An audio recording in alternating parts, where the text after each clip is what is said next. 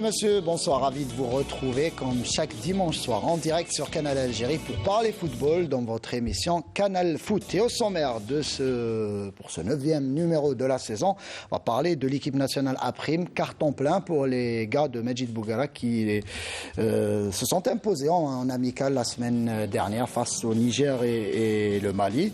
Il y avait ce stage qui s'était effectué à Tabarra. On écoutera Bouguera durant cette émission.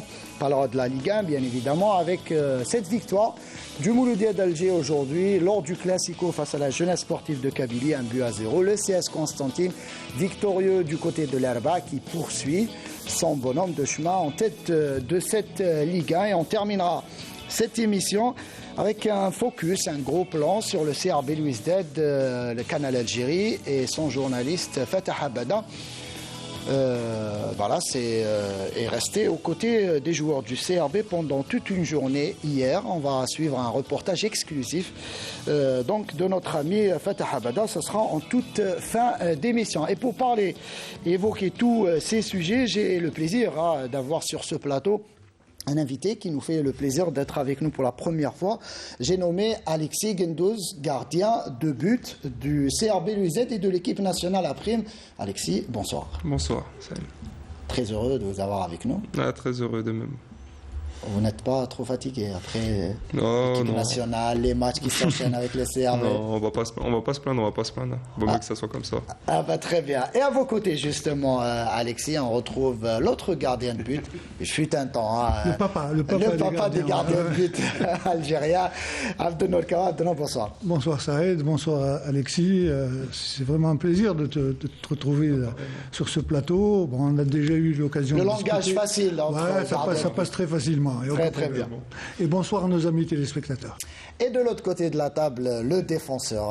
Il fut un défenseur rugueux. Là aussi, il évoluait du côté du CRB Louis-Z d'Alexis. Donc, le CRB à l'honneur durant cette émission. Ahmed Laribé, bonsoir. Bonsoir Saïd, bonsoir à toute l'équipe et très heureux d'abord de vous retrouver et de retrouver cette émission. Très bien. Donc les présentations ont été faites. On commence cette émission avec la première rubrique, à savoir les 3 points de Kawa.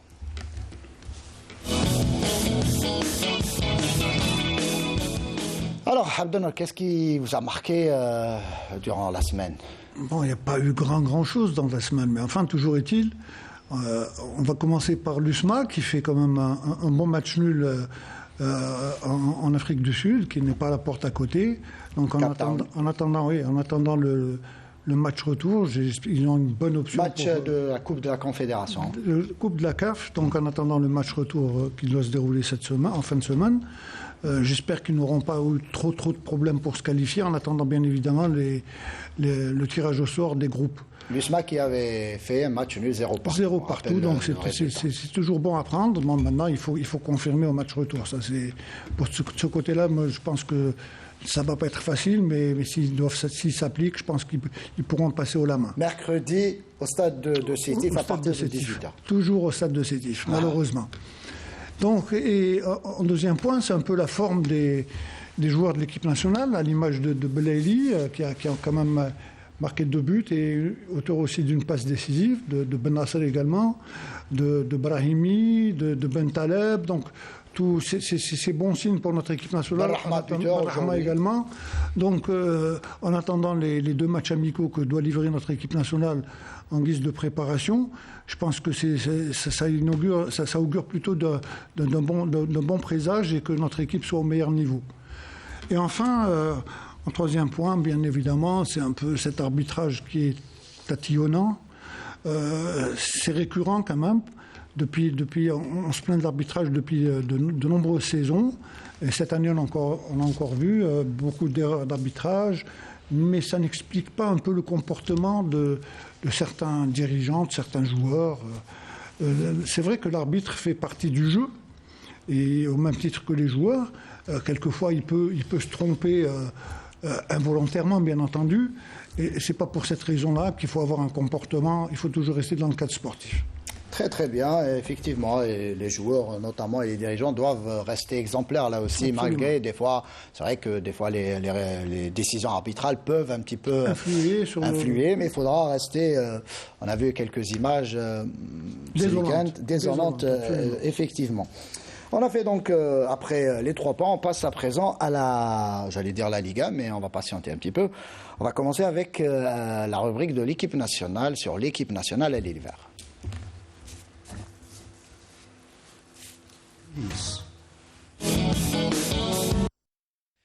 Voilà, allez les Verts, donc ça ne sera pas aller les Verts pour l'équipe de Belmadi, mais pour Medjid Bougara, puisque vous le savez très bien, l'équipe de Medjid Bougara se prépare activement au championnat d'Afrique des locaux qui se tiendra en Algérie à partir du 13 janvier prochain.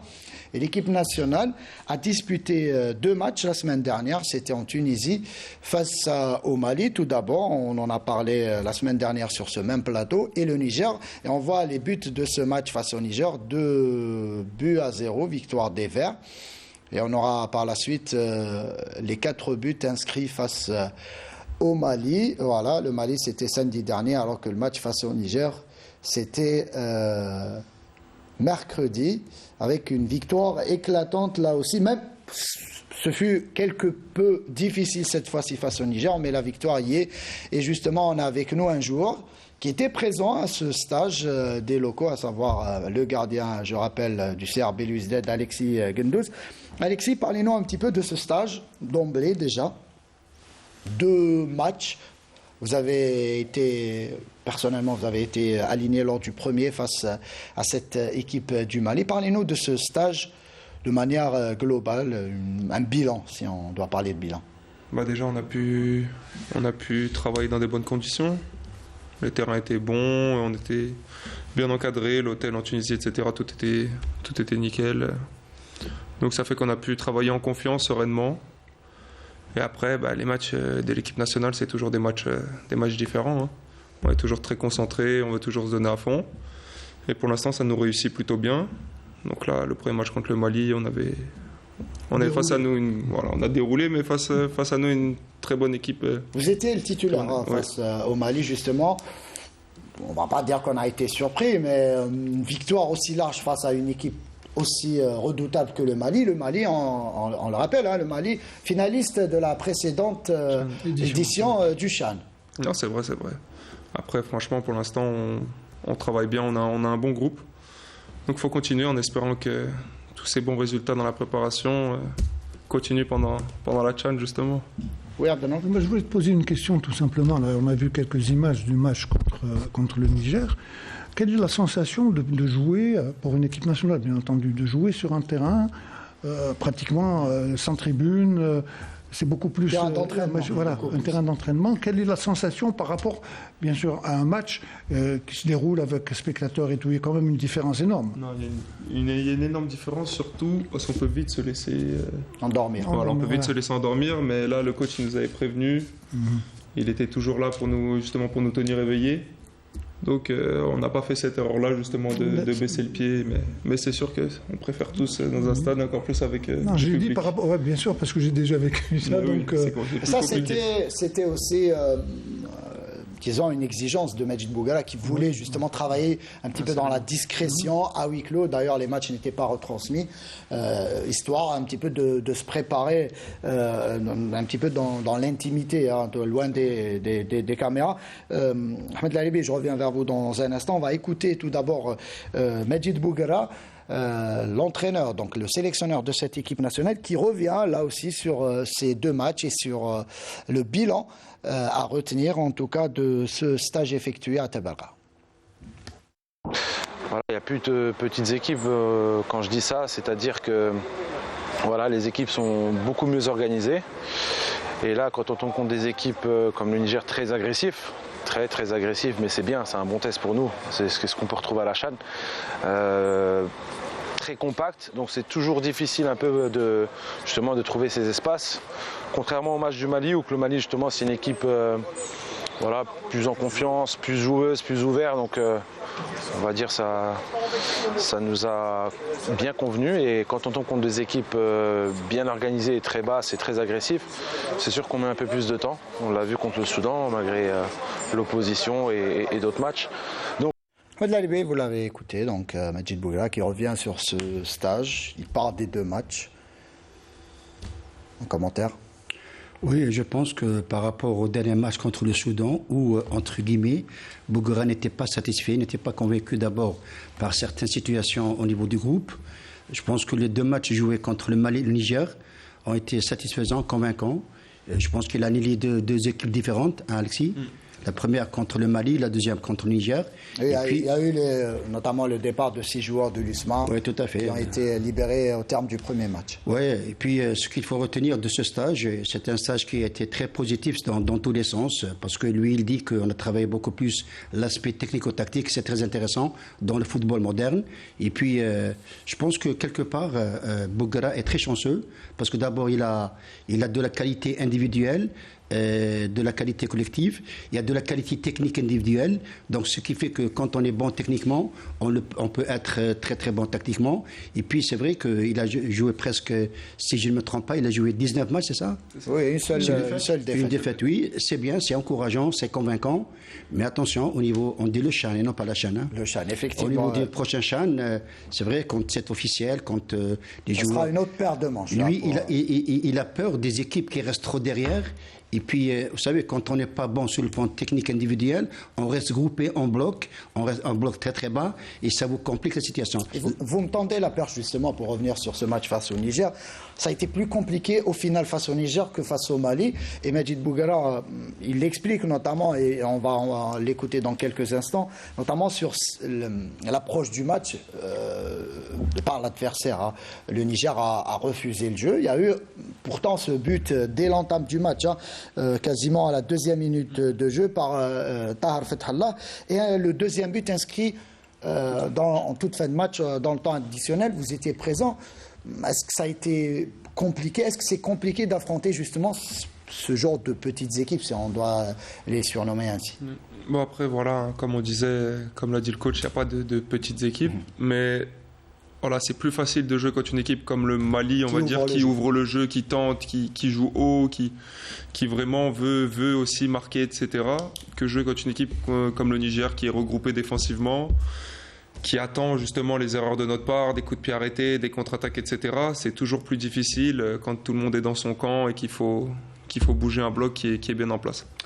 On va écouter justement à présent Majid Bougra qui nous parle de la solidité défensive de cette équipe nationale qui reste là aussi sur pas mal de matchs sans encaisser de but. Et là aussi avec ces 2 matchs, victoire je disais 4-0 et 2-0, donc pas de but encaissé. Face au Soudan aussi, il n'y a pas eu de but encaissé. Au Nigeria, ça a été plus compliqué évidemment face à l'équipe A, ça c'est un peu compréhensible.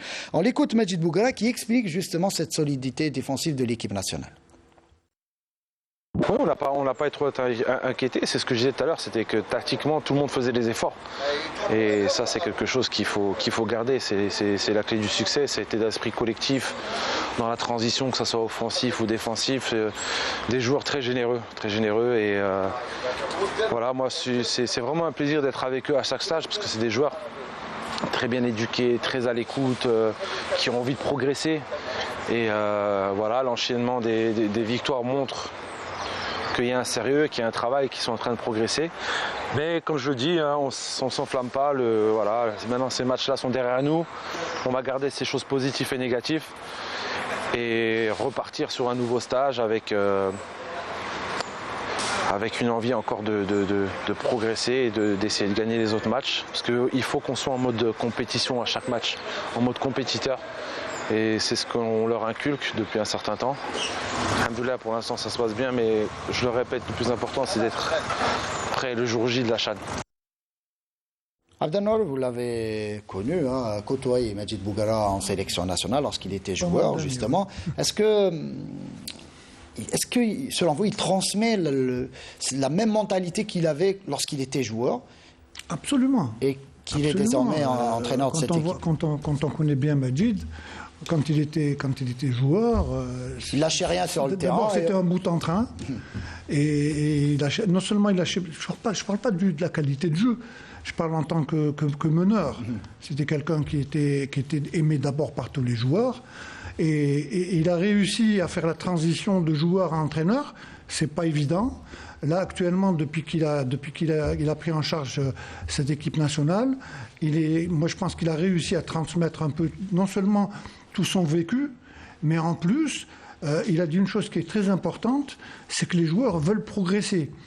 Et ça devient beaucoup plus facile quand on a affaire à un joueur qui veut progresser qu'un joueur qui arrive en équipe nationale et qui se dit, moi, ça y est, je suis la vedette. Là, non. Là, il y a l'affaire des joueurs qui veulent réussir à faire quelque chose de grand et ils auront l'occasion de le prouver très prochainement. Alexis, justement, pour rebondir sur les déclarations de Abdelnour, comment est l'entente avec Majid Bouguerra? Parlez-nous du personnage. Est-ce qu'il est, comme l'explique Abdelnour, toujours ce mec bout en train qui fait des blagues, qui est très très proche des joueurs? Parlez-nous un petit peu de sa philosophie, en tout cas en tant que coach. Non, là-dessus, vous n'êtes pas trompé, il est proche des joueurs.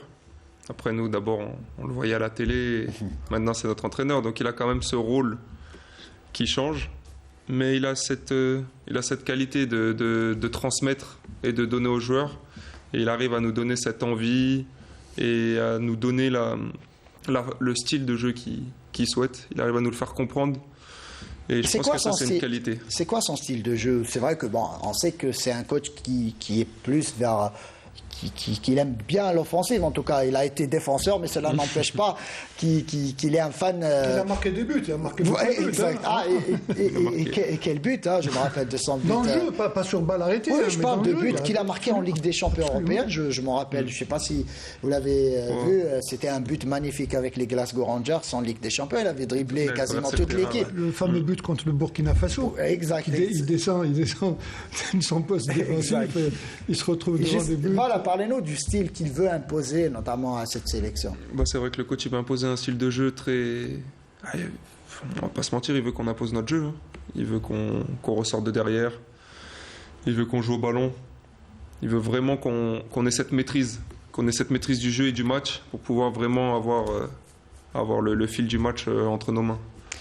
Ahmed, en revenant un petit peu sur l'aspect défensif, on parle évidemment du jeu prôné par Majid Bouguerra qui aime voir son équipe marquer beaucoup de buts, mais il fait attention au jeu défensif. Vous étiez défenseur et c'est difficile quand on veut un petit peu jouer l'offensif à outrance et aussi de bien défendre en même temps. Oui, il a parlé de transition.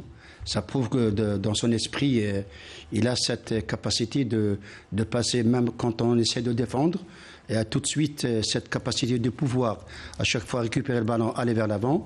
Et le sens inverse, quand on perd le ballon, on revient défendre. Et puis ce qu'il faut retenir de ce que dit Bouguerra, il dégage une certaine sérénité. C'est un gars qui communique. Oui, Alexis a dit qu'il est très proche du joueur. Bon, je pense que Bouguerra a cette capacité de travailler dans le relationnel.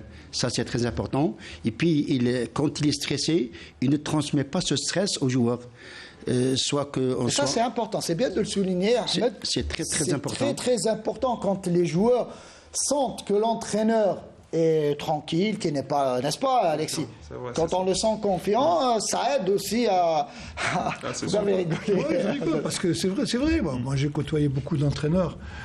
Vous avez un entraîneur en tête? Non, pas spécialement, je ne vais pas viser quelqu'un. Mais je disais, on voyait très bien avant un match. On voit un match... la physionomie, d'abord son visage change du tout au tout, il n'arrive plus à... Il est dans son petit coin, donc, et la communication, surtout avant un match, elle est très importante. Et le joueur, vous savez, il n'y a pas plus observateur qu'un joueur. Un joueur, il est là, il est en train de voir un peu tout ce qui se passe autour de lui, bien sûr le comportement de l'entraîneur, de ses coéquipiers, et à partir de là, soit c'est comme on dit, on arrive à s'exprimer pleinement, ou à ce moment-là, on commence un peu à hésiter, on se dit, tiens, si jamais l'entraîneur est comme ça, comment on va être nous sur le terrain? Très très bien. On va écouter à présent Majid Bouguerra qui nous parle là aussi de la forme optimale des joueurs. Le CHAN, c'est dans 2 mois quasiment, c'est dans 2 mois et quelques jours. Et justement, Majid Bouguerra appelle les joueurs à faire attention, notamment histoire de faire attention à l'hygiène de vie pour éviter les blessures avant ce rendez-vous important à l'écoute.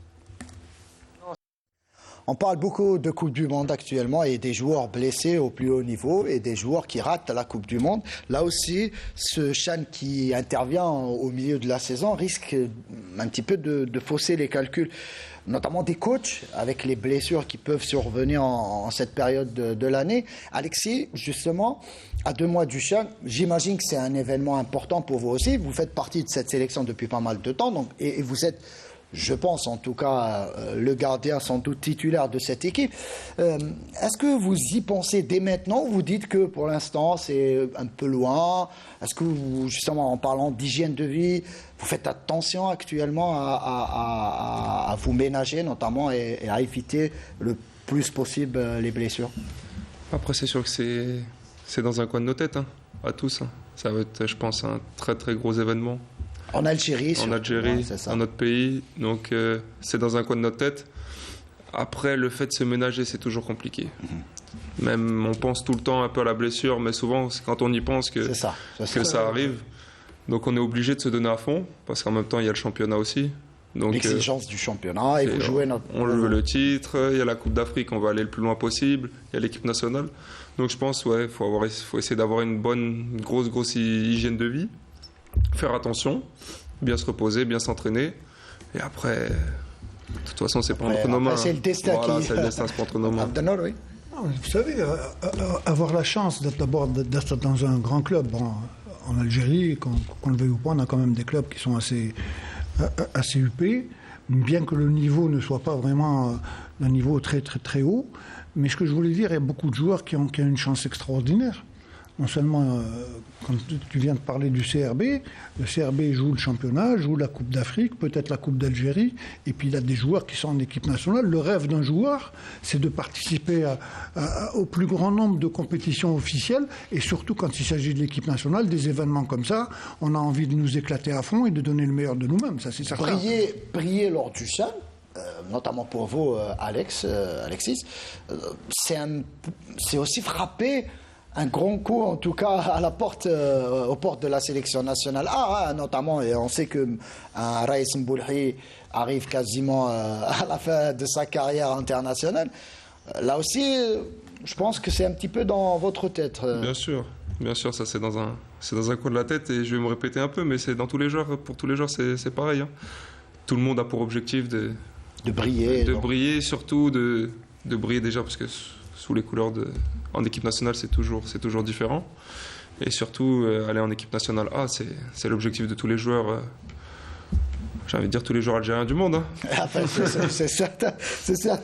Dernière déclaration de Medjid Bouguera qui nous parle du prochain stage. Là aussi, ça va venir très très rapidement à Alexis. Vous n'allez pas trop vous reposer, avec un prochain stage prévu du 10 au 26 novembre prochain, 15 jours aux Émirats Arabes Unis.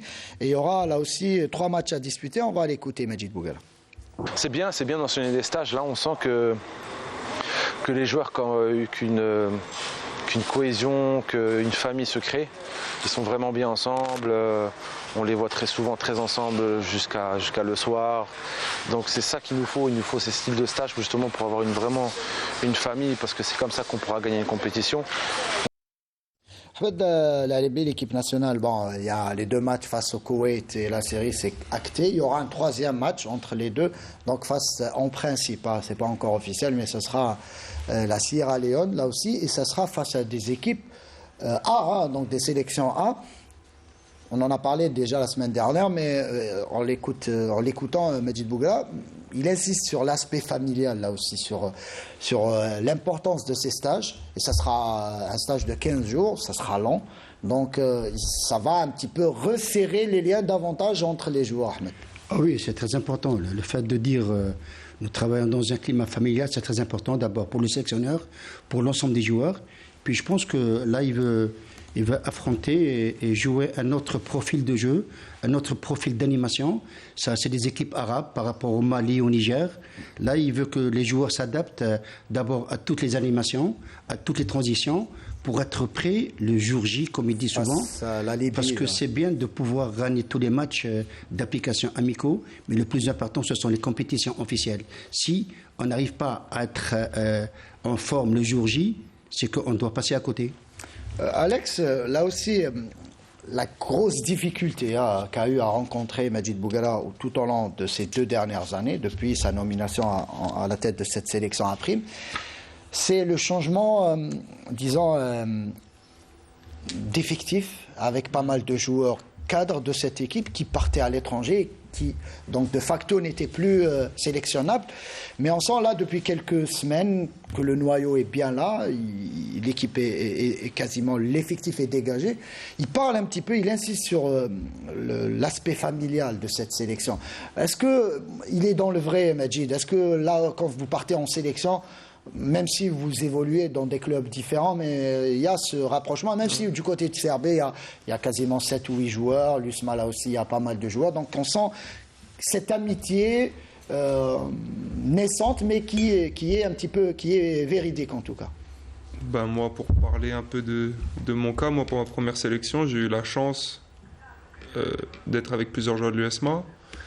Après, quand j'ai rejoint le CRB, de connaître un peu déjà tout le monde, ça aide beaucoup. Voilà, donc vous avez côtoyé les 2 clubs, disons, pourvoyeurs de cette sélection. Ça aide beaucoup. Et après, c'est vrai que là où le coach se trompe pas et nous on le ressent, c'est qu'on laisse la rivalité qui est en club. Quand on arrive en sélection, on représente le pays. Et on est vraiment tous, on est vraiment une bande d'amis qui veut se battre les uns pour les autres sur le terrain. Et ça se ressent même hors du terrain. Abdelnour, quand vous écoutez justement Alexis, il parle là aussi, il confirme en tout cas les propos de Majid Boughara. Vous étiez coach national, notamment avec Vaïd Alilozic. Il a aussi, Alilozic, à une certaine époque, insisté justement sur le rôle familial d'une équipe nationale. C'est pas un club, c'est pas une équipe quelconque, donc une équipe nationale se doit de jouer à fond. Est-ce que vous êtes dans la même optique en tout cas que Majid? Totalement. Vous savez, d'abord, le fait d'être en équipe nationale, de se retrouver, c'est déjà une joie immense entre les joueurs. Certains stages, moi je me rappellerai à l'époque de Vaïd, quand on termine le stage, et il se demandait, le prochain stage c'est pour quand? Donc, essayer de se retrouver... Ça, c'est de bon augure. Mais bien sûr, oui. Bien sûr. Et là, l'avantage qu'a Majid par rapport à l'équipe A, c'est qu'il peut faire des stages comme il veut, donc avoir les joueurs, c'est des joueurs à leur disposition. Et là, l'ossature de cette équipe-là, vous l'avez souligné, c'est un peu le CRB, l'USMA et le Mouloudia, donc tous les joueurs se connaissent. L'avantage que vient de dire Alexis, quand il a fait les 2 clubs, donc il se retrouve avec 10 ou 11 joueurs qu'il connaît parfaitement, et c'est très important. Et en équipe nationale, vous savez, c'est vrai qu'il y a le staff technique, mais il y a l'ambiance qui règne entre les joueurs, et ça c'est très très important. Abdelnour, est-ce que Alexis vous fait rappeler Mboulhi, Raïs Mboulhi, notamment dans sa timidité? Mboulhi ne parle pas trop. C'est quelqu'un qui est. Moi, justement, j'ai envie après de poser la question à Alexis, de lui dire est-ce que sur le terrain, tu cries un petit peu sur tes partenaires? Non, Raïs, c'est un cas à part. Raïs, oui. Moi, j'ai entraîné pendant plus de 3 saisons, 4 saisons.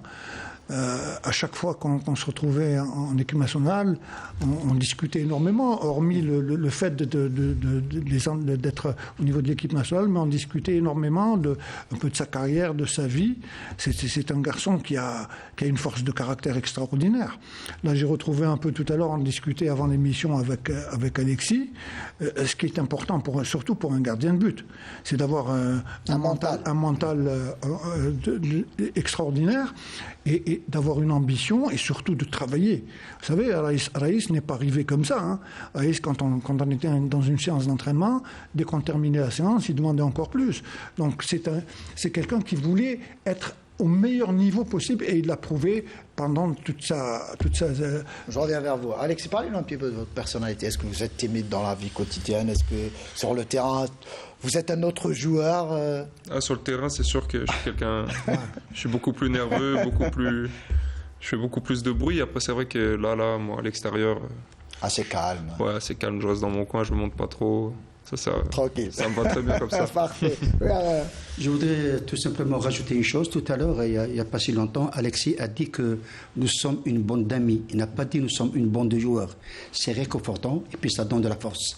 Ça donne de la force, en tout cas, rendez-vous lors du CHAN et on espère évidemment voir cette équipe nationale briller, rester sur ses bons résultats. Et Majid Bouguera, j'ai pu discuter avec lui cette semaine, il me disait c'est bien beau de gagner les matchs amicaux, mais il faudra prouver et confirmer lors du CHAN et ne pas se louper face à la Libye. On sait que le premier match est souvent très très important pour entamer une telle compétition. Bon courage et bonne chance à cette sélection nationale. On passe à présent à la Liga après ce jingle.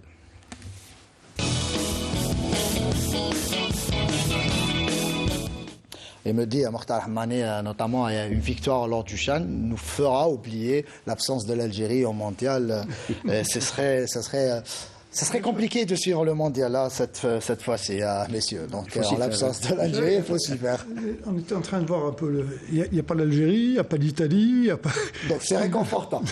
Ça va, tranquille. Non, mais c'est pour la deuxième fois consécutive qu'il n'y a ni l'Algérie, ni l'Italie. On commence donc la Liga avec le Classico, le choc.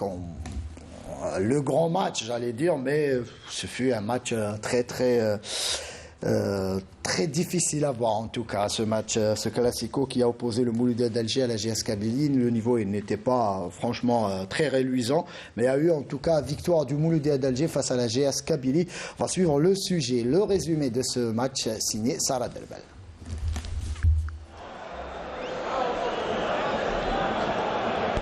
Le 106e Classico entre le Mouloudia d'Alger et la jeunesse sportive de Kabylie a été remporté par les Algérois qui renouent avec la victoire après une défaite à Khenchla.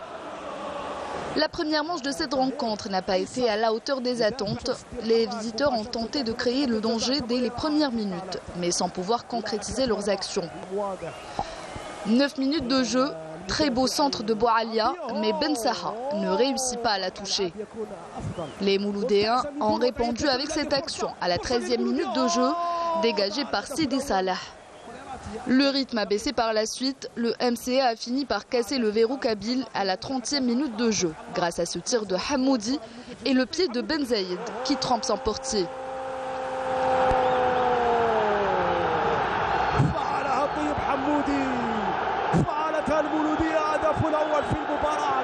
Après cette réalisation, les protégés de Fawzi Benzarti ont créé quelques occasions, mais sans pour autant être efficaces. La deuxième action dangereuse de la JSK est ce coup franc effectué par Hamag, bien tenté par Ben Zaïd, mais intercepté par Oussama Litim à la fin de la première période qui se termine sur ce score d'1-0 à l'avantage du Mouloudia d'Alger.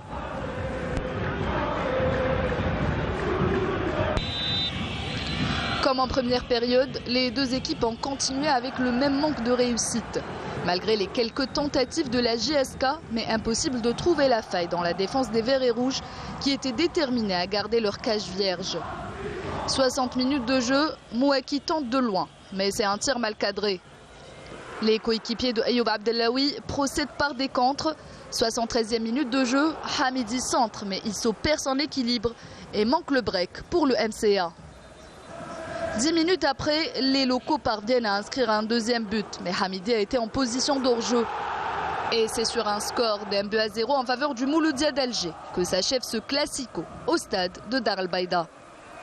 Le Mouloudia d'Alger a fait l'essentiel en réalisant son 4e succès de la saison, tandis que la jeunesse sportive de Kabylie enregistre sa 5e défaite et devra se ressaisir lors des prochaines journées. Il fallait attendre 4 ans pour voir le Mouloudia d'Alger remporter ce Classico devant la jeunesse sportive de Kabylie à domicile. Belle victoire en tout cas et précieuse, victoire du Mouloudia d'Alger face à la JS Kabylie Abdenour, une victoire qui fait du bien au Mouloudia, notamment après sa récente défaite face à Khenchela. Qui fait du bien au Mouloudia, c'est certain, mais qui fait beaucoup de mal à la JSK. Oui, on va parler de la JSK. Surtout sur un but heureux, il faut le souligner. Et globalement, dans le match, le Mouloudia... C'était un match très très moyen. Bon, c'est vrai que même le Mouloudia a été peut-être un peu beaucoup plus créatif, mais enfin, ça n'a pas été le grand classico auquel on s'attendait. Ahmed, vous étiez présent, vous étiez au stade justement. Du stade, parlez-nous un petit peu de ce match, du niveau global de cette partie qui laissait à désirer. Oui, tout à fait. D'abord, il faut parler d'un aspect très positif. On a assisté aujourd'hui à deux belles galeries, la galerie du Mouloudia et la galerie de la JSK, quoique la galerie du Mouloudia était beaucoup plus nombreuse. Ce que l'on peut dire de ce match, Saïd, c'est qu'aujourd'hui, c'est la montagne qui est accouchée d'une souris. Exact. Moi, personnellement, je m'attendais à ce qu'il y ait avoir du spectacle. Il y avait d'abord... j'ai été un petit peu surpris par la non-participation de Farhani et de Hamidi dans leur couloir. Ils sont restés trop derrière, beaucoup plus à défendre qu'attaquer, ce qui fait que sur le plan de l'animation offensive, on était resté sur notre faim. Et puis c'est vrai qu'Abdenour a parlé du but de Hamoudi, c'était suite à une passe en retrait de Tahar. Lui, il tire, ça touche la jambe de Ben Zaïd, qui est à latéral gauche. Aujourd'hui, il a été placé axial aux côtés de Zahadi. C'est vrai que la GSK, c'est une JSK décimée qui s'est présentée aujourd'hui au stade de Dalbeda, puisque pas mal de joueurs, notamment en défense avec les absences de Bouhaka. Tout à fait, Saïd. Et puis ce qu'il faut. Je termine avec le Mouloudia. Aujourd'hui, le Mouloudia a réussi à gagner le match sans plus. Puis ce qui est vraiment surprenant, c'est l'état d'esprit des joueurs de la JSK, si on peut en parler. J'ai trouvé que les joueurs de la JSK aujourd'hui n'assumaient pas leurs responsabilités. Je pense que ce n'est pas de leur faute. C'est comme ils sont prisonniers de leur animation. Vous pointez du doigt le schéma tactique du coach Amrani? Non, pas le schéma. C'est-à-dire que Amrani a donné un schéma, Saïd.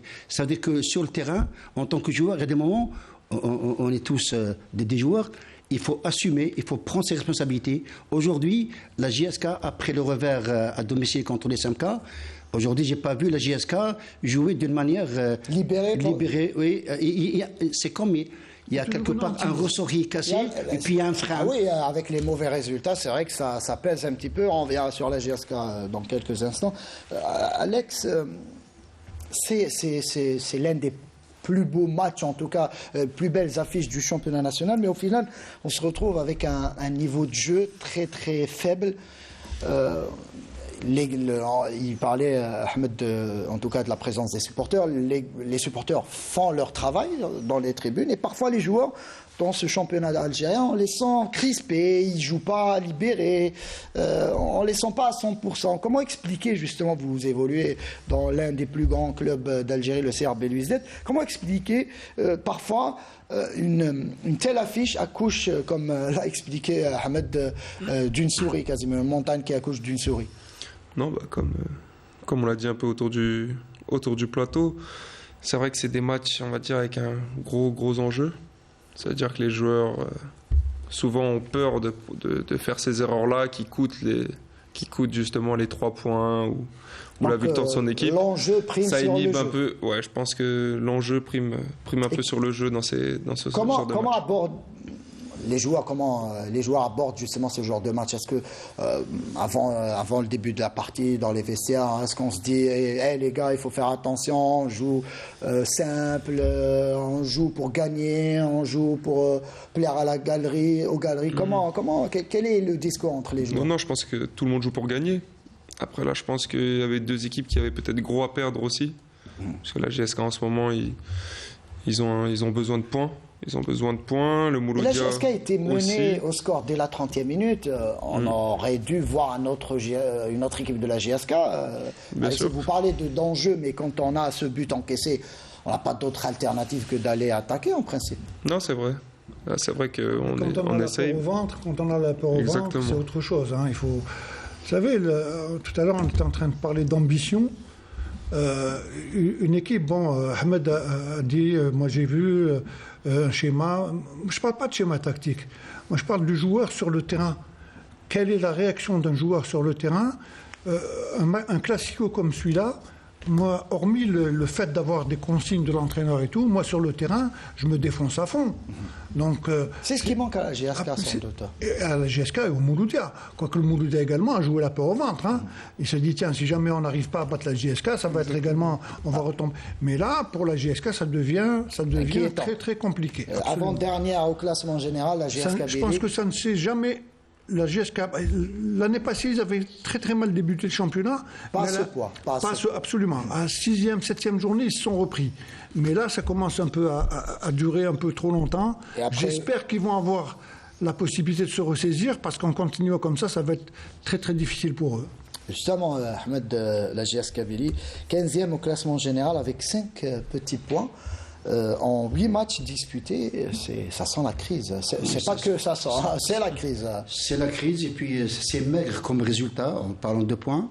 C'est vrai que à ce stade, la GSK doit s'inquiéter et doit essayer de rebondir le plus tôt possible, parce que sinon, comme je préfère le dire souvent, ça va sentir le roussi. Exact. L'autre match qui s'est joué aujourd'hui, celui qui a opposé à Béchar, la jeunesse sportive de la Saoura, face à l'USM Khenchela, victoire de la Saoura, 1-0, et fin de série pour cette équipe de Khenchela qui perd de nouveau après 6 matchs disputés. Allez-y, messieurs, si vous voulez parler. C'est juste que, ça c'est le match CSC. Hanan, le match du CSC, on va en parler dans quelques instants. Ce n'est pas ce match de la Saoura, puisqu'on n'a pas encore les images de ce match et de cette victoire de la Saoura. Il était temps que Saoura puisse renouer un peu avec les victoires, parce qu'ils ont passé quand même quelques matchs où on sentait que c'était plus la même équipe que les saisons précédentes. Ils avaient beaucoup de difficultés à gagner des matchs. Bon, ils ont joué contre Khenchela, qui était auréolé de 5 matchs d'affilée gagnés, plus un match nul à l'extérieur à Tizi Ouzou. Ils se sont dit, tiens, on va aller à Saoura, pourquoi pas damer le pion à Saoura et essayer de revenir au minimum avec un nul. Bon, il faut dire aujourd'hui également que Saoura a été privé de 3 de ses meilleurs attaquants qui n'ont pas participé. Actuellement, l'infirmerie des Saoura est pleine à craquer. Donc, ils ont beaucoup de problèmes de blessures. Mais il fallait gagner pour la Saoura, là aussi, pour désamorcer un petit peu une crise qui... Voilà. Donc, ils se retrouvent maintenant, ils renouent un peu avec la victoire. Pour Khenchela, c'est pas la fin du monde. Ils ont perdu. D'ailleurs, pas mal d'équipes ont laissé des plumes à Saoura. Pas le CRB, justement.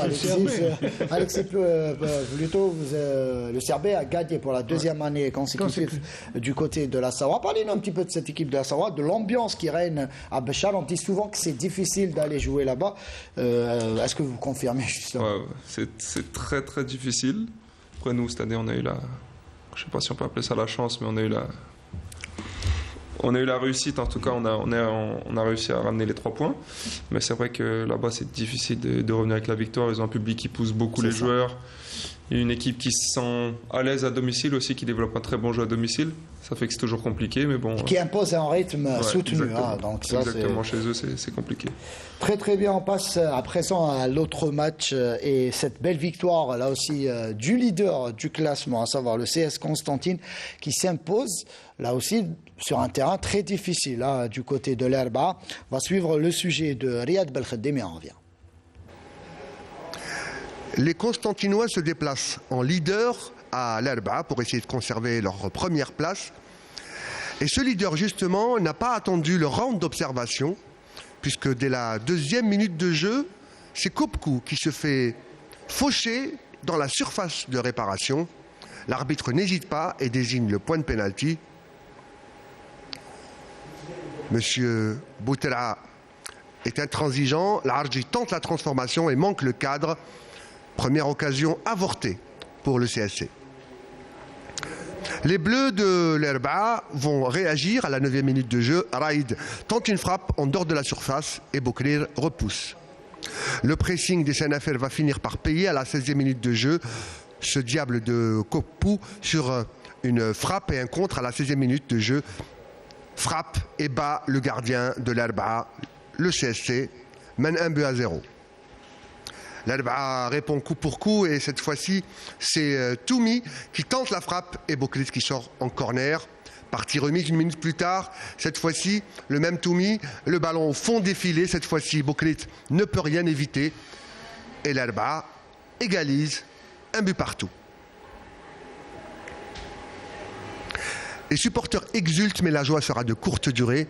Le CSC, sur ce contre, va réussir à marquer un des plus beaux buts de cette journée. Abdelhafid contrôle et frappe, et c'est le second but. Le CSC qui fait le break et qui marque ce but d'avance à un peu plus d'une demi-heure de début de la première période. Les visiteurs mèneront jusqu'à la pause 2-1.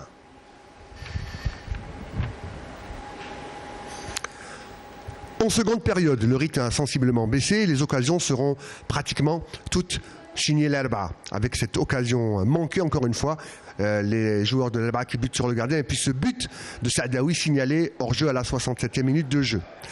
À la 73e, c'est Kessissi qui frappe de loin et sa frappe fuit le cadre. 2 minutes plus tard, le même Kessissi sur coup franc trouve cette fois-ci les bras de Boklit. 79e minute de jeu. Le gardien constantinois sort une parade de grande classe, claquette avec main opposée. Une parade qui plaira à notre ami Abdenour Kawa. Et ce sera probablement une dernière occasion, encore une fois. Cette fois-ci, elle est signée par le jeune Tayeb. Ce sera la dernière occasion du match. L'Arba'a s'incline. Le CSC reste seul leader avec 20 points. Ah, les gardiens qui parlent un petit peu, qui reviennent un petit peu sur cet arrêt. Claquette, la main opposée. Bon, ah oui. Là, quand on parle de claquette, main opposée, là, c'est un cours théorique et pratique, donc c'est même pas la peine d'en parler. Parlez-nous un petit peu. Il y a des avantages et des inconvénients. La meilleure façon d'aller chercher un ballon, c'est la main ferme, la main concernée par le ballon, pas la main opposée. Il y a certaines frappes où on peut éventuellement utiliser la main opposée, mais là, c'est une longue.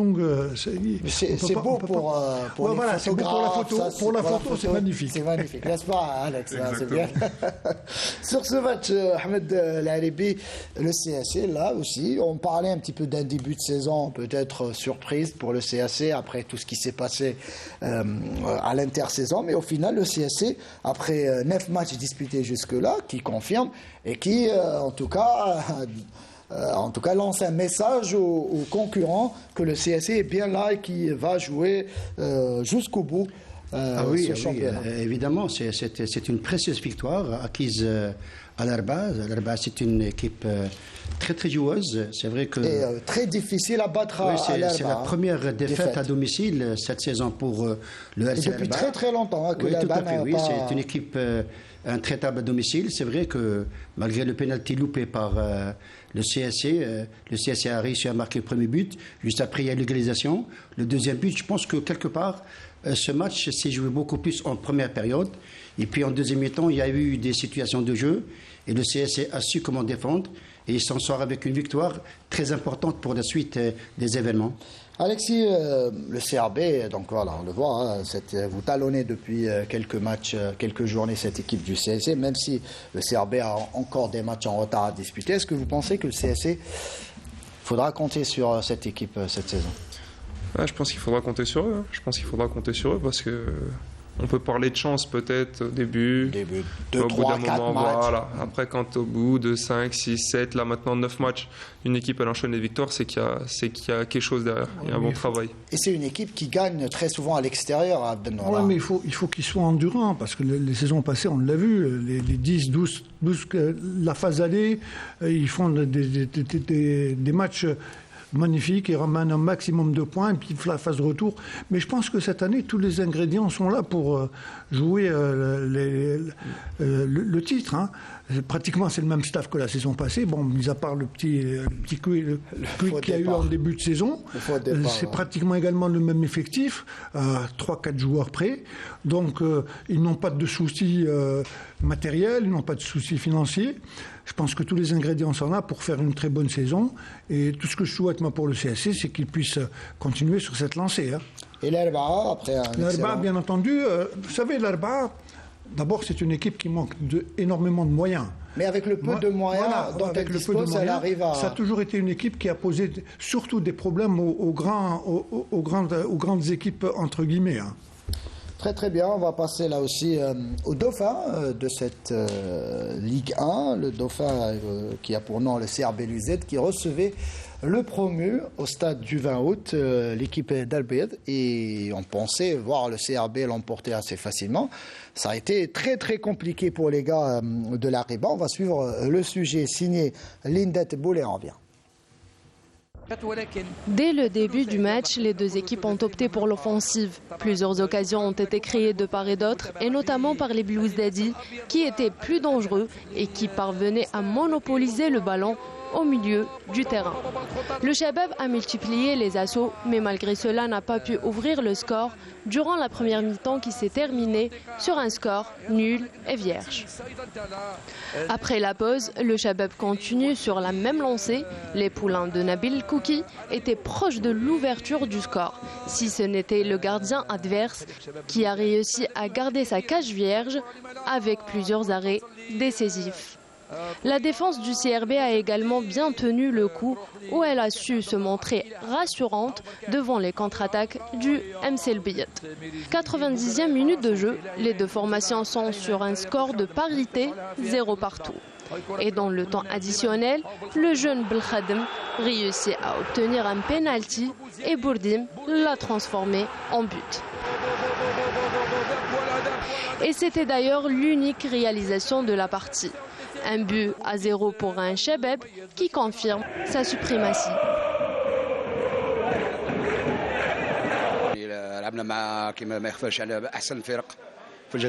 Nous avons joué contre l'une des meilleures équipes du championnat algérien. Nous avons tenu jusqu'à la 83e minute de jeu.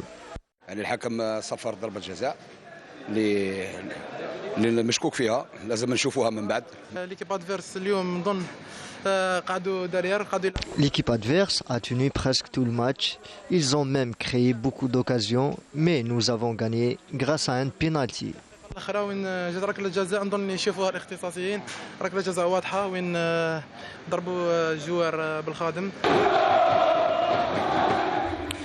Alex, parlez-nous un petit peu de cette victoire, de cette partie très très difficile, hein, cette équipe d'Al-Bayed. Chapeau pour cette équipe d'Al-Bayed qui a tenu jusqu'au bout. Après, il y a eu ce penalty sifflé en toute fin de match. Faites-nous un petit peu le topo et le résumé de cette partie. Comme on en parlait tout à l'heure, il n'y a aucun match facile. Il n'y a aucun match facile, surtout que là, les équipes, quand elles jouent contre le CRB, elles sont toutes très très motivées.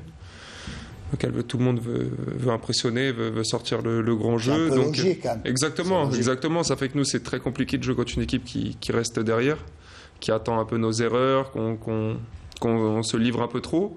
Mais avec l'effectif dont vous disposez, en principe, vous devez trouver la faille. Vous bien êtes sûr. Obligé un petit peu de... Non, bien sûr, on est obligé de le faire. Après, je pense que toutes les victoires, elles sont bonnes à prendre. Des fois, c'est compliqué, mais...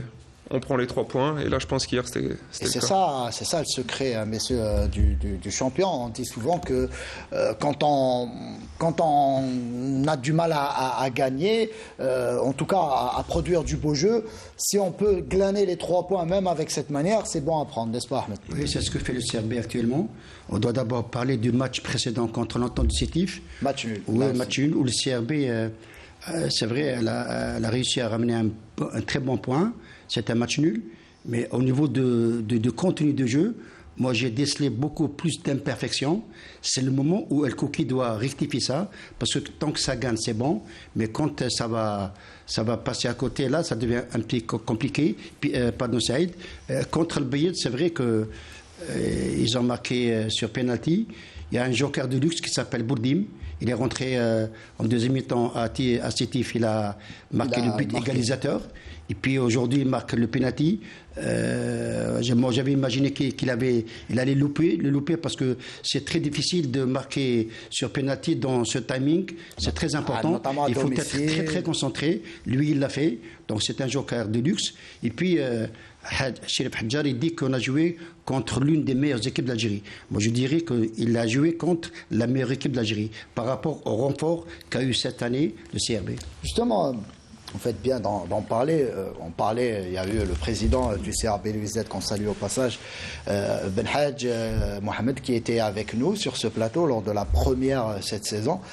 Avec un tel mercato, il y a eu des joueurs de qualité qui ont rejoint le CRB, notamment vous.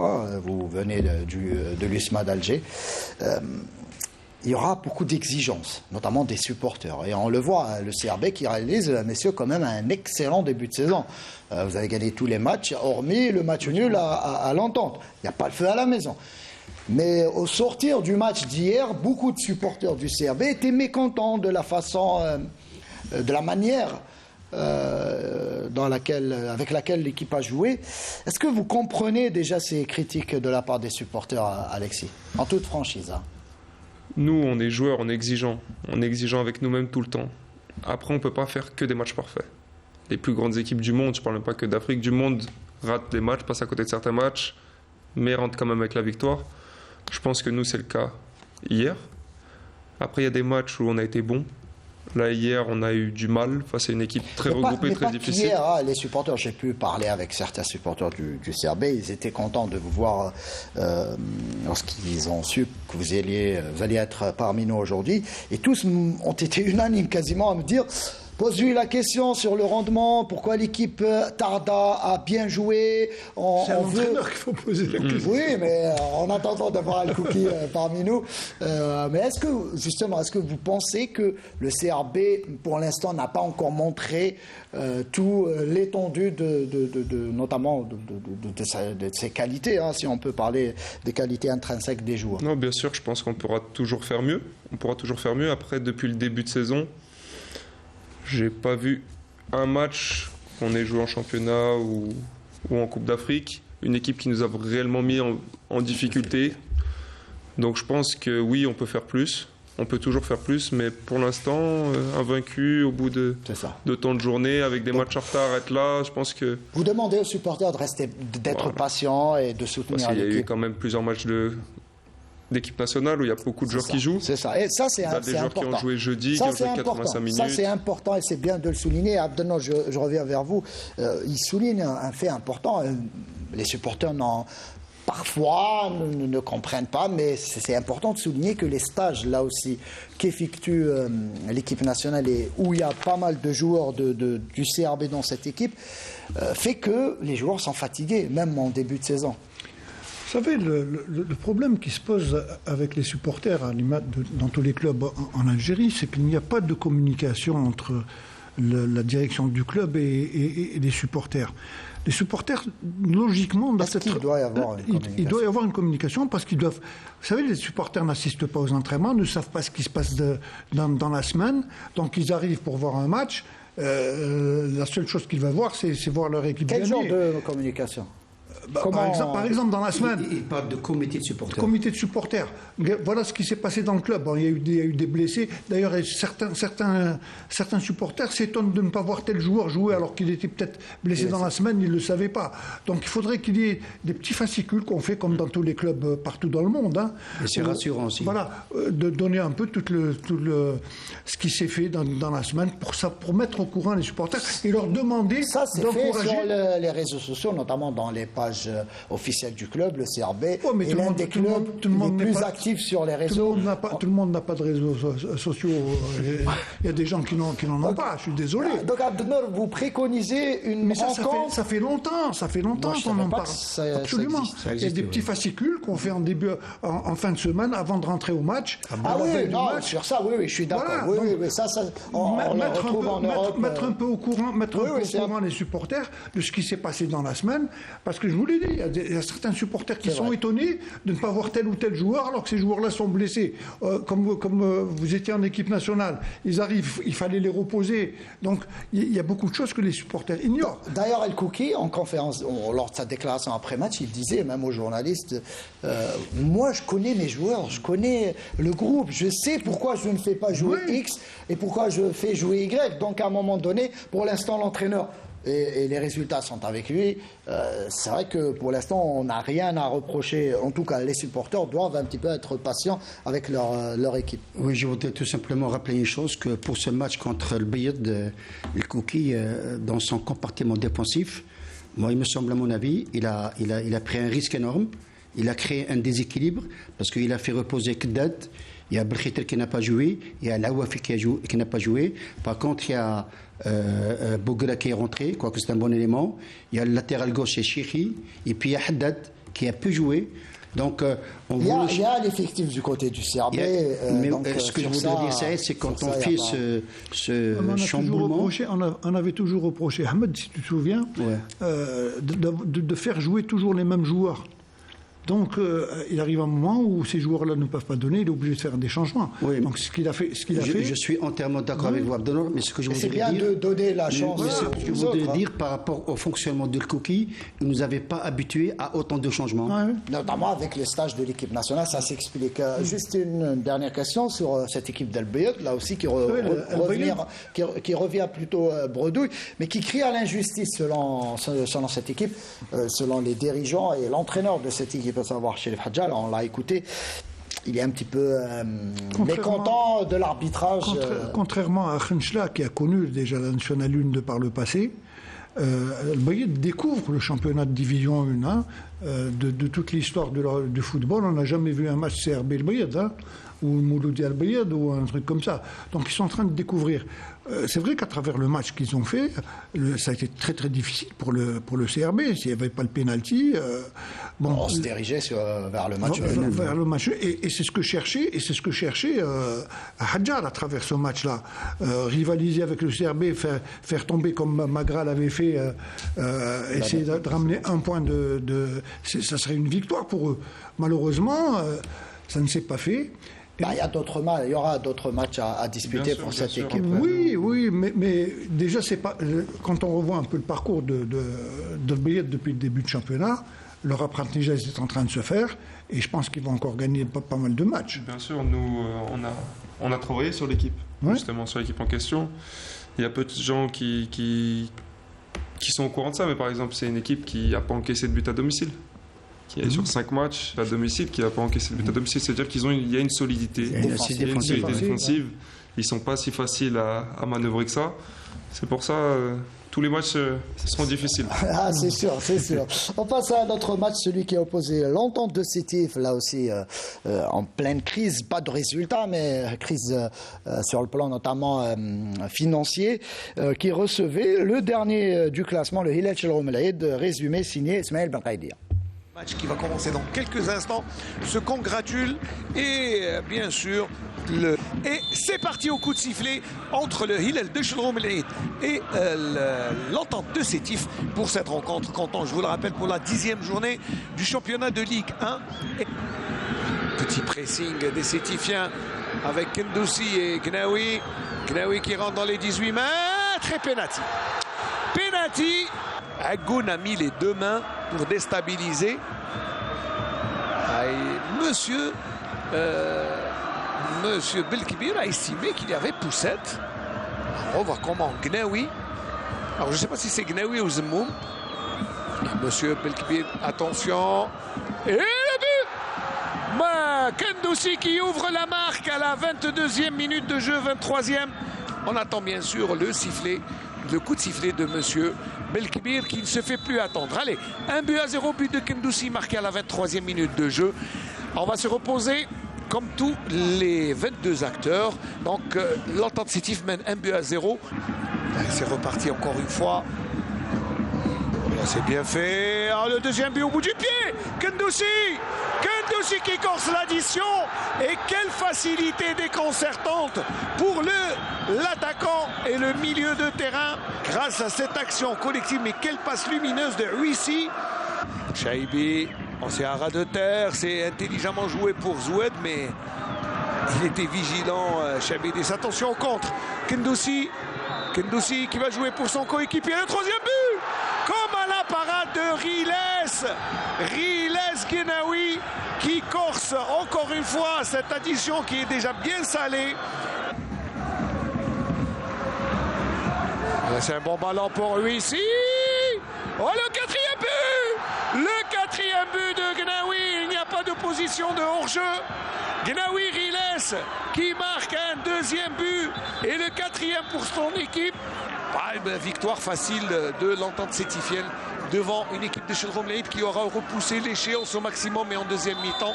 Voilà, la différence s'est faite grâce à une meilleure condition physique. Et puis, c'est vrai que Chedron Mlaïd, complètement tête en l'air, tête ailleurs, eh bien, n'aura pas réussi à tenir longtemps. Sans argent, mais les résultats sont là. En tout cas, du côté de l'entente, il y a eu grève des joueurs durant la semaine dernière, préparation perturbée. Après, face à une équipe du Village Chedron Mlaïd, plus perturbée que. Plus perturbée, exact, avec une équipe de Chedron Mlaïd qui a quasiment baissé les bras depuis pas mal de temps maintenant. Ahmed, une belle victoire là aussi pour l'entente malgré tout. Ah oui, très très belle victoire de l'entente par rapport aux perturbations que vit ce club. Il faut souligner que cette équipe, vous vous souvenez, Saïd, on avait commenté le match, vous et moi, JSK Sétif. Vous vous souvenez? Oui. L'entente Sétif, à partir de ce match... oui, ça aide quand on gagne un tel match. Tout à fait. Ce que je veux dire, c'est que par rapport à son entraîneur, on sent qu'il y a cette empreinte de cet entraîneur, parce qu'il est en train de construire un autre groupe par rapport à l'année précédente. Et puis jusqu'à présent, depuis 2 ou 3 matchs, l'entente Sétif, au risque de me répéter, avec tous les problèmes que rencontre ce club, c'est une équipe qui joue bien, qui a une certaine manière de jouer. Et puis gagner 4-0 contre une équipe, Chedron Mlaïd, je suis vraiment très peiné pour ce club, parce que quand on voit la qualité individuelle, il y a des joueurs, et puis il y a trop de problèmes. Ce sont ces problèmes qui ont fait que ce club reste avec 1 point, après presque 10 journées, 1 point. C'est ce club, je peux dire qu'il n'a pas un pied en Ligue 2, il a les 2 pieds. Ah, vous dites quasiment que c'est... Ah oui, c'est fini. C'est mort. Alors qu'il reste encore quand même 20 matchs. Tout peut arriver. On disait du NC Magra il y a 2 ans que c'était fini, mais au final il y a eu une remontée extraordinaire. Le Wydad de Tlemcen, ils étaient dans la même situation, hein. Ils étaient relégables. Hein. Chérif Hadjar est arrivé, il a redressé la barre. Ils avaient fait, je pense, 14 matchs sans défaite. Hein. Pas si on va rester avec l'entente de Sétif. Je le disais, l'entente qui vit une saison là aussi très compliquée sur le plan financier, des joueurs qui ne sont pas payés depuis 4 mois, à contrario du CRB Belouizdad qui bénéficie de tous les moyens financiers. Et l'entente, là aussi, manque de soutien, et notamment de sponsors. On va écouter le président de cette équipe, Hakim Sarrab, qui nous parle de cette situation compliquée que vit l'entente. On l'écoute. Après les 2 années de Corona, et tout le monde a vécu une crise économique, et notamment l'Algérie ne fait pas l'exception. Donc il y a un ralentissement dans les projets, le travail, et ces hommes d'affaires, ces investisseurs aussi disent que nous sommes aussi dans des difficultés pour pouvoir aider le club. Mais maintenant que les choses ont changé, l'Algérie commence à bouger dans les différents secteurs, je pense qu'il va y avoir une réaction. Je le souhaite, je le pense et je le souhaite. Et ça reste toujours, l'entente, c'est un bien commun qui appartient à tous les citoyens et tous les Algériens. Parce que ils ont... Vous l'appeliez Wifaq El Jazer. Wifaq El Jazer, il a tout le temps honoré les couleurs nationales. Et je pense qu'on ne va pas faire l'exception. On est de la même envergure de notre grandes équipes algériennes. Moi, je ne suis pas, il ne faut pas être jaloux des équipes qui ont des sociétés. Au contraire, ils sont en train d'honorer le blason, que ce soit de leur club ou national. Mais on voit ici, il y a des grands clubs, notamment l'Entente, la JSK, le M. Doran. C'est des équipes qui ont honoré l'Algérie sur le plan international, je dirais moins continental. Et là, je pense et je souhaite qu'il va y avoir érection de l'autre côté. Doit-on s'inquiéter pour l'entente? Oui, moi ce qui me surprend... Discours quasi alarmant du président. Tout à fait, Saïd. Moi ce qui est surprenant dans ce club, je dirais que du jour au lendemain, on a senti que ce club va s'écrouler. C'est pas du jour au lendemain, on parle de cette crise depuis pas mal de temps. On n'avait pas parlé de problèmes financiers. Vous savez, au niveau financier, on en parle depuis pas mal de temps. Ce que je veux dire, c'est que par rapport aux dires et déclarations de M. Sarrar au début de saison, il a dit qu'il y a peu de clubs qui peuvent se permettre de ramener l'entraîneur, El Badri. Justement, Alexis, les joueurs de l'entente ont effectué une grève durant la semaine. 4 mois qui ne sont pas payés. Quand on est joueur, quand on perçoit pas de salaire, c'est compliqué. Comment on aborde les matchs dans une telle... Et ça, les joueurs, les supporters, parfois, faut pas attention à tout ça. Et quand on est joueur, quand on n'est pas payé, si je parle pour vous, vous venez de France pour jouer, c'est pour gagner votre vie là aussi.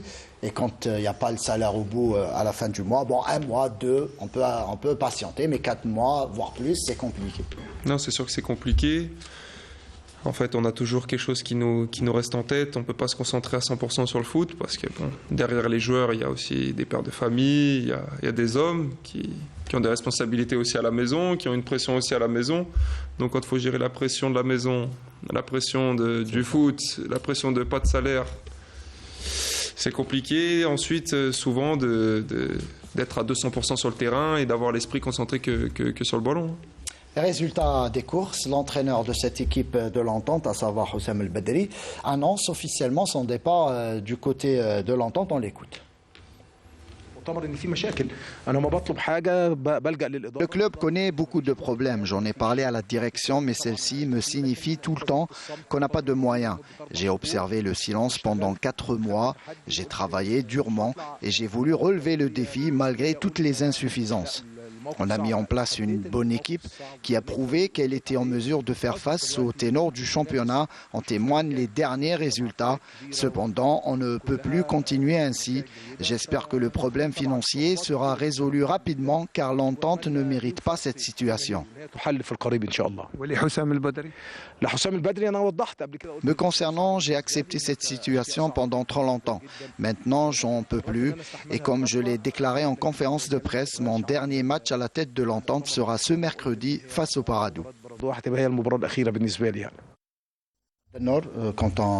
C'est clair.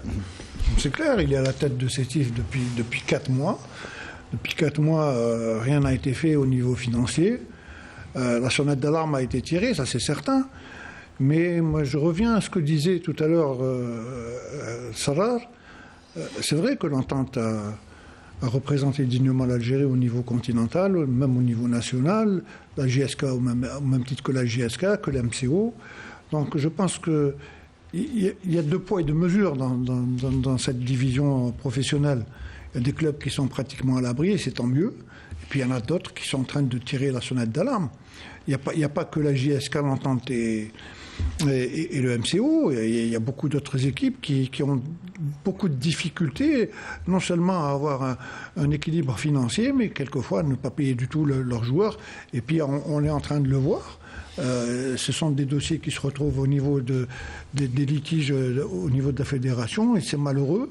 Donc il faudrait trouver une solution au plus vite pour essayer d'aider ces clubs-là qui sont vraiment dans des difficultés monstrueuses. On passe à l'autre match à présent qui est opposé à Oran. Le MC Oran face au Paradou Athletic Club. Et là aussi, belle victoire, précieuse victoire signée du club du MCO et qui respire un petit peu au classement général. On va voir tout ça avec Sami Achichou.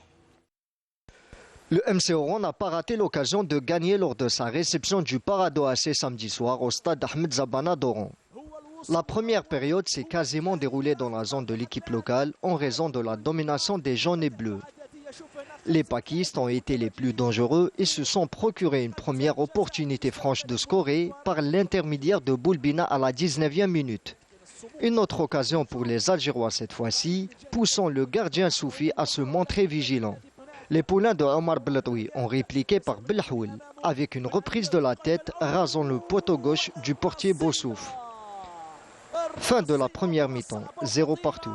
Retour des vestiaires, le Mouloudia retrouve son football en trouvant plus de facilité dans la zone adverse et finissent par ouvrir le score à la 54e minute grâce à une tête signée Namani. Les visiteurs ont essayé de revenir au score avec cette tentative de Belkacem qui rate le cadre. Juste après, une autre occasion s'offre aux Algérois, mais sans succès. Fin de ce match, 1-0 en faveur du MCO qui enchaîne un deuxième succès d'Oran.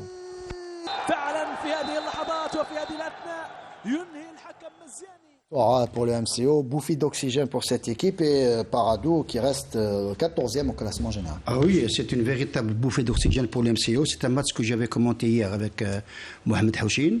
C'est vrai qu'en première mi-temps, le Parado a dominé les débats sans pouvoir marquer un but. Mais en deuxième mi-temps, il y a eu cette... je pense que les joueurs oranais ont assumé leurs responsabilités. Ils se sont libérés, ils sont allés vers l'avant. Ils ont réussi à marquer un but sur balle arrêtée avec la tête de Nahmani. Et puis... les joueurs, hier, ont sauvé Blatoui parce qu'ils lui ont offert une victoire ô combien précieuse. L'autre match et le dernier match disputé lors de cette 10e journée et pas mal de buts du côté de Magra pour une belle victoire signée du NC Magra face à l'AS Souchlef. Tout ça résumé par Sid Ahmed Bouaraïb. Les visiteurs seront les premiers à se procurer des occasions dans ce match. Mais c'est bel et bien les locaux qui ouvriront le score par Amran d'une superbe frappe à la 8e minute de jeu. Ce même Amran doublera la mise pour les siens 5 minutes plus tard sur penalty. Et c'est sur penalty aussi que les Chérifiens réduiront la marque. Un but signé Souiba. À la 35e minute et suite à une longue touche, Ziwash profitera d'une bourde du gardien pour corser l'addition. Score à la mi-temps, 3-1. De retour des vestiaires, les Rouges réduiront une nouvelle fois le score par Kerroum qui lobe le gardien de la tête. À 7 minutes de la fin, l'arbitre sifflera à nouveau penalty. Le 3e du match et le second pour les locaux. Ghanem exécute la sentence et inscrit le 4e but pour son équipe.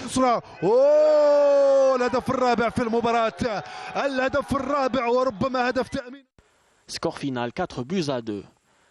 Grâce à cette victoire, le NCM compte 12 points à une unité seulement de son adversaire du jour. Aussi belle victoire du NC Magra qui, après un début de saison très très compliqué, on en est habitué un petit peu du côté du NC Magra qui revient, et NC Magra avec 12 points qui s'en sort bien. Quand on voit un peu, c'est le plus gros score après celui de l'entente 4-0 contre Jomleid. Là, il y a eu 6 buts. Schlef n'a pas été habitué à encaisser autant de buts depuis très très longtemps. Maintenant, c'est vrai que ça donne une bouffée d'oxygène à Magra parce qu'on se posait la question de savoir est-ce que Magra va pouvoir remonter dans le classement.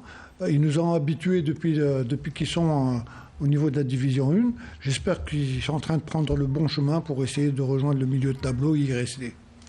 Très très bien, on va à présent suivre tous les résultats de cette 10e journée et le classement, et on revient.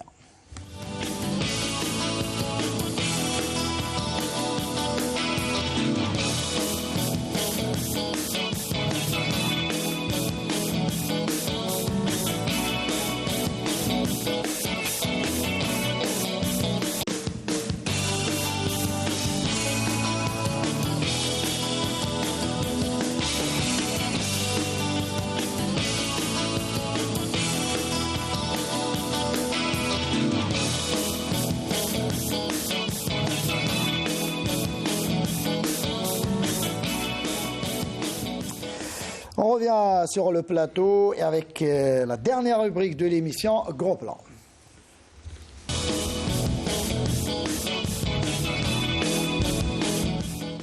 Il y a un gros plan assez spécial en tout cas, messieurs, avec immersion en tout cas signée Fatih Abada au sein même du CRB Louis-Z, et c'est inédit, je le dis, et bravo à Fatih Abada, et merci surtout au président du club Mohamed Belhaj, toujours aussi disponible, toujours aussi serviable et coopérant avec Canal Algérie. Je le disais, donc Fatih Abada s'est faufilé durant toute une journée avec Alexis Gendouzi et compagnie, hier, pour préparer avec eux cette rencontre face au MC El Biad. Heureusement que vous avez gagné au final, sinon on aurait dit que le chat noir était Vada au final. Il y a eu cette victoire. Ils se sont posé la question à un moment donné. En tout cas, on vous laisse suivre ce magnifique reportage signé Fatih Abada, je le disais, qu'on retrouvera par la suite sur un gros plan, notamment ce sera un documentaire de 13 minutes consacré au CRB et consacré à cette journée exceptionnelle et particulière. Je le disais, un documentaire inédit. Suivez-le et on revient.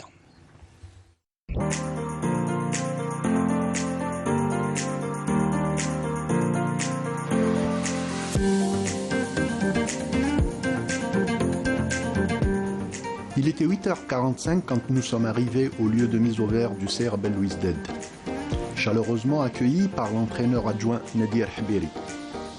Le temps d'un petit échange sur le programme établi par le staff technique pour la journée et parler d'une manière générale de l'ambiance qui règne au sein du groupe avec le retour des internationaux A' et U23. Pour info, ils sont 13. Et la mise au repos de certains de ces capés, notamment Kedded et Belkhaïti. L'heure du petit déjeuner. Pour les joueurs, ils arrivent par petits groupes. Youssef Laouafi fut le premier, malgré le périple de ces derniers jours avec la sélection nationale. Il semble en forme et surtout de bonne humeur. Zakaria Draoui arrive quelques instants plus tard, toujours souriant et toujours disponible, ainsi que Hussam Eddine Mrizek, qui taquine un peu notre cadreur Aziz dans une atmosphère des plus cordiales. Les joueurs bénéficient après ça d'un quartier libre.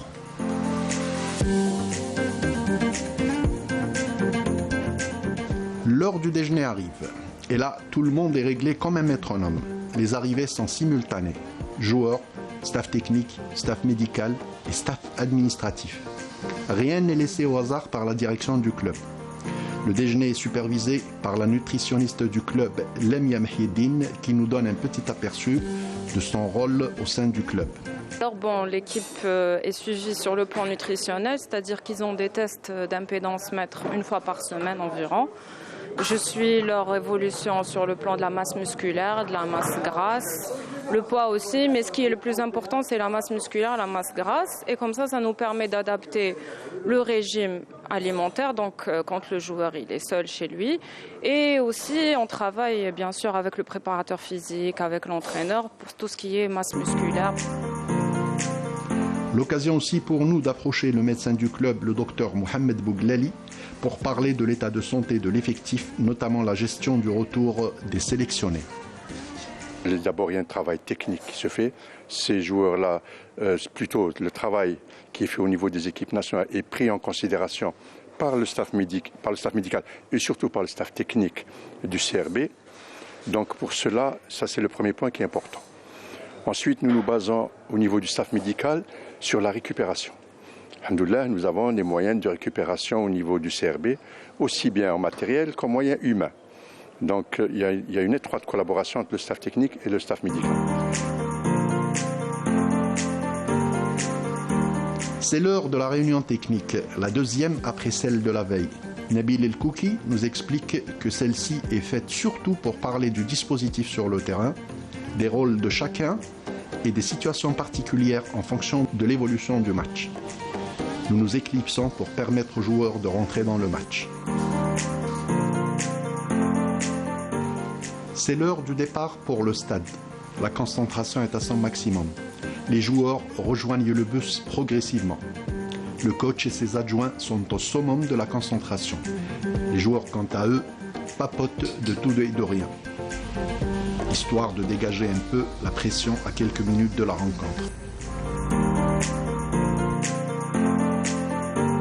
Arrivés au stade sous bonne escorte, les Belouizdadi rejoignent immédiatement les vestiaires. Nous sommes autorisés pour un petit moment à les accompagner avant que le staff ne prenne la parole pour les dernières consignes d'avant-match. La tension est palpable chez les joueurs, normal, ils ont un statut à défendre et pas des moindres, celui de triple champion en titre. C'est ainsi que nous avons passé toute une journée de match avec les champions.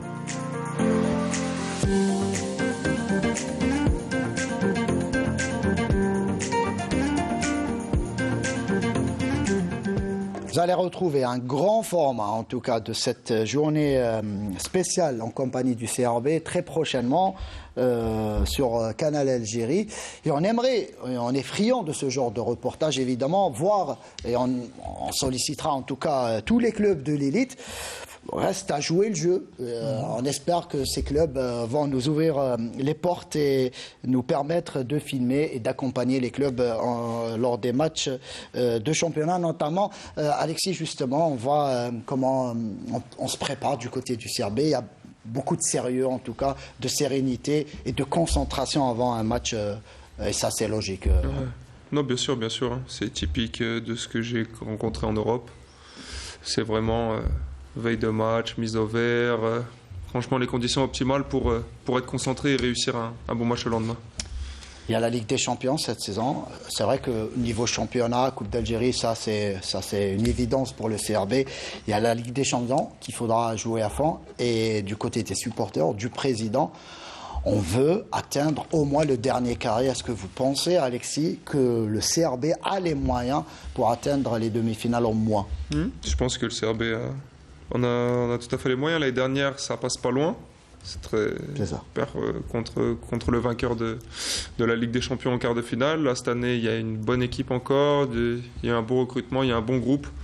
Je pense qu'on peut faire de bonnes choses en Ligue des Champions. Ça ne vous gêne pas de voir les caméras vous suivre comme ça? Parce que vous dites que c'est important aussi que les supporters découvrent avec nous ce genre d'image, l'intérieur, l'intimité un petit peu du vestiaire. Non, ça ne dérange pas plus que ça, on est concentré. On est concentré sur ce qu'on a à faire. Après, on est tous un peu chacun sa petite routine, téléphone, musique. Il y en a qui aiment lire, il y en a qui aiment. Et aussi, les médias font partie d'une carrière d'un joueur, n'est-ce pas, Abdelnour? Là aussi, c'est bien d'avoir ce genre d'image.